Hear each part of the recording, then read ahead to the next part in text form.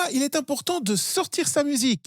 On a un peu une tendance quand on est dans le home studio à pas forcément se mettre de la pression, à prendre son temps, à travailler aussi longtemps qu'on veut sur un projet, mais ce n'est pas toujours la bonne chose à faire et c'est ce que nous allons voir dans cette vidéo. Amis musiciens, bonjour et bienvenue, Thierry de produire-sa-musique.com. Je vous aide à avoir du son pro dans le home studio et pour apprendre facilement à avoir du son pro et à apprendre les bonnes bases, vous pouvez télécharger le guide gratuit qui se trouve sous cette vidéo et ainsi voir les étapes, les 5 étapes, justement pour vous perfectionner et obtenir ces bases qui sont vraiment utiles pour un son de qualité dans le studio. Et aujourd'hui, donc, on va voir, donc, quand on travaille dans son studio, on a un petit défaut parfois, c'est de ne pas sortir sa musique, d'être un petit peu trop perfectionniste, de toujours corriger, de toujours trouver un problème, de toujours vouloir revenir, se dire ici, j'aurais pu faire telle ou telle mélodie, mettre tel ou tel sample, enregistrer tel ou tel instrument. Et finalement, notre musique ne sort jamais, ne va jamais dans le monde, n'est jamais écoutée. Or, ça, c'est un problème parce que ça nous empêche, eh bien, d'une part, en tant que musicien, de nous faire entendre, c'est clair, ça nous empêche aussi de progresser. Et ça, c'est une grande différence entre les professionnels, entre les pros et le home studio. C'est souvent cette barrière qui nous empêche d'avancer en sortant notre musique, en progressant. Et on va voir justement ensemble pourquoi c'est important de sortir sa musique.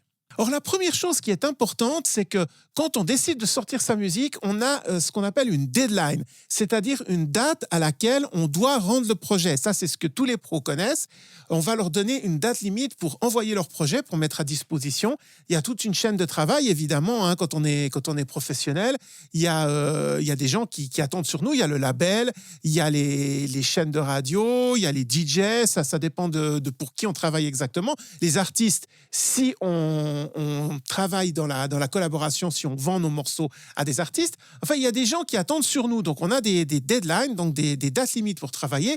Et il faut donc qu'on sorte ce morceau qui soit prêt à ce moment-là, quoi qu'il arrive, qu'il soit, on va dire, terminé ou pas. Ça nous oblige, et ça, c'est très important, à se concentrer et à finir son travail. Parce que c'est connu, il y a un principe qui est très connu, c'est que plus on a de temps pour faire quelque chose, plus on va utiliser ce temps. C'est-à-dire que si vous vous donnez 3 mois pour réaliser un projet, eh bien, vous allez prendre ces 3 mois. Et si vous vous donnez une semaine ou même 3 jours pour faire un projet, eh bien, vous allez le terminer pendant cette semaine ou pendant ces 3 jours. Ça, c'est quelque chose qui est très, très connu. C'est-à-dire qu'on a tendance à remplir le temps qu'on a à faire des tas de choses qui ne sont pas forcément utiles ou alors à systématiquement revoir, corriger, etc. Et toujours remettre en question ce qu'on a fait jusqu'à ce qu'on remplisse le temps qui nous est imparti. Donc, c'est très important de travailler avec des deadlines pour s'obliger à respecter ce temps et pas à utiliser, à épuiser notre temps, à toujours refaire la même chose, mais de se dire, voilà, je dois terminer mon projet. Alors, si on est dans le home studio et qu'on travaille évidemment pas à 100% tout notre temps dans la musique, on va évidemment peut-être pas se donner 3 jours pour faire un projet, mais même si vous avez peu de temps, donnez-vous une deadline, donnez-vous 1 mois, donnez-vous 2 mois, donnez-vous 3 mois, mais dites-vous que quand cette date est arrivée, mon projet doit être terminé et je dois le sortir. C'est de cette façon-là, vous apprendrez à travailler en respectant le temps qui est à disposition et vous vous forcerez à devenir plus efficace et à prendre des décisions et à décider quand quelque chose, en fait, fonctionne ou ne fonctionne pas, et ensuite à passer à l'étape suivante. La deuxième chose aussi qui est très importante lorsqu'on sort sa musique, c'est que cela nous permet d'avoir du feedback, hein, nous permet d'avoir des commentaires, nous permet d'avoir des gens qui vont critiquer notre musique.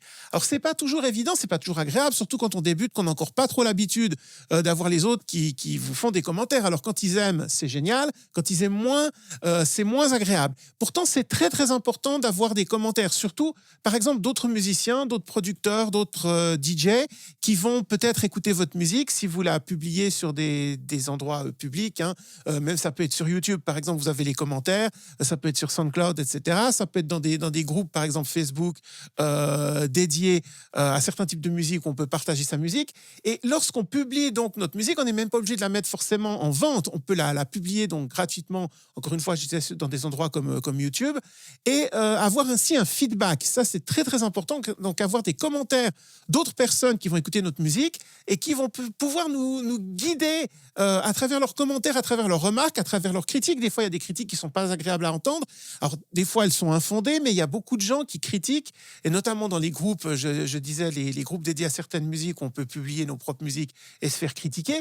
Il y a beaucoup de gens qui vont apporter des critiques constructives, qui vont vous dire, par exemple, si ça sonne trop fort, trop compressé, ou au contraire pas assez fort, pas assez compressé, si vous avez pas assez de basse, si on entend bien la voix, si on entend mal la voix. C'est quelque chose de très important lorsqu'on débute de se faire critiquer, d'avoir ces retours en fait, tout simplement pour qu'on puisse s'améliorer. On apprend de nos erreurs, et quand on a des gens qui nous disent voilà, ça va pas, ça c'est bien, par contre ça j'aime, parce qu'il n'y a pas que le négatif, il y a aussi le positif, c'est très important, mais on sait comme ça petit à petit qu'est-ce qui fonctionne pas, et les endroits où je peux m'améliorer.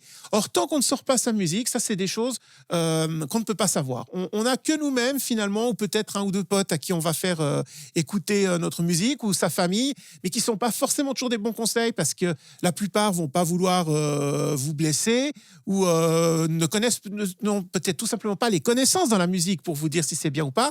Par contre, se confronter au monde, sortir sa musique, la faire écouter par des amateurs de musique ou par des professionnels qui vont peut-être tomber dessus, et avoir ces retours, ça c'est très très important pour progresser. Et puis enfin, le dernier avantage de sortir sa musique, c'est qu'on va répéter le processus. Alors c'est quelque chose dont j'avais déjà parlé dans une autre vidéo que je vais vous mettre en lien au-dessus de cette vidéo, j'espère que j'indique le bon côté, mais le fait de répéter un projet, de recommencer, de travailler, d'aller jusqu'au bout, de sortir, de recommencer encore une fois, travailler son projet, aller jusqu'au bout, sortir.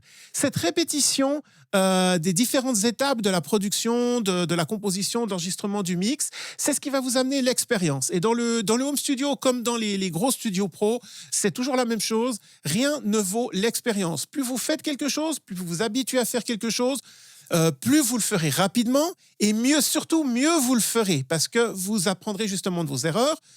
Vous aurez l'habitude de faire certaines choses plus rapidement, de façon plus efficace, mais aussi vous feriez attention à des choses auxquelles vous ne feriez pas forcément attention si vous n'aviez pas sorti déjà plusieurs titres, si vous n'aviez pas cette expérience. Il y a des choses qu'on entend tout simplement au bout de 10, 20, 30, 50, 100 fois qu'on a mixé un titre, une prod, qu'on n'entendait pas forcément au tout début quand on commençait, qu'on n'entendait pas quand on écoutait de la musique juste pour le plaisir. Et ces choses-là viennent justement avec l'expérience. Et quand vous recommencez ce processus de composition, de production, de distribution de votre musique, eh bien, vous prenez l'habitude, vous prenez l'expérience, vous commencez à maîtriser toutes ces étapes, et vous allez faire des choses, je vais dire, instinctivement, mais c'est le cas. Parfois, c'est vraiment, on est à l'instinct aussi. Et c'est des choses qui, j'ai envie de dire, qui ne s'apprennent pas. Vous pouvez voir autant de tutoriels, vous pouvez lire autant de livres que vous voulez sur la musique, vous pouvez suivre des cours, aller en école, vous apprendrez plein de théories, et ça, c'est très, très bien. Mais quelque chose qu'on ne remplacera jamais, c'est l'expérience. Et justement, pour avoir cette capacité de trouver cet instinct, de trouver immédiatement quand quelque chose fonctionne ou ne fonctionne pas, qu'on soit capable de dire oui, ça c'est bon, non, ça c'est pas bon. Et ça, vous n'arriverez à le faire justement que si vous êtes capable de répéter encore et encore ce processus, comme je disais, donc de composer, réaliser, mixer, produire et sortir finalement votre musique pour que le monde puisse l'écouter. Voilà, j'espère que j'aurai réussi à vous convaincre de sortir votre musique, parce que c'est vraiment quelque chose de très très important. Ce qui permet aux pros toujours d'avancer, de devenir meilleurs, c'est justement de ne pas avoir peur, de ne pas être perfectionniste, de décider quand quelque chose est fini à un moment donné, il faut le sortir, il faut y aller, de ne pas avoir peur d'avoir des commentaires, de ne pas avoir peur d'être parfois critiqué, parfois durement, même les meilleurs artistes. Et j'ai envie de dire, plus on est connu, plus on est reconnu, et plus les critiques sont dures. Vous aurez peut-être des critiques moins dures en étant moins connu. En général, c'est même souvent ça. Mais c'est des choses auxquelles il ne faut pas avoir peur, parce que c'est vraiment ce qui permet de progresser, de s'améliorer et d'avoir des prods de qualité, même dans votre home studio. Si cette vidéo vous a été utile, c'est toujours très apprécié. Un petit like et bien entendu l'abonnement à la chaîne pour ne rien manquer des futurs tutoriels.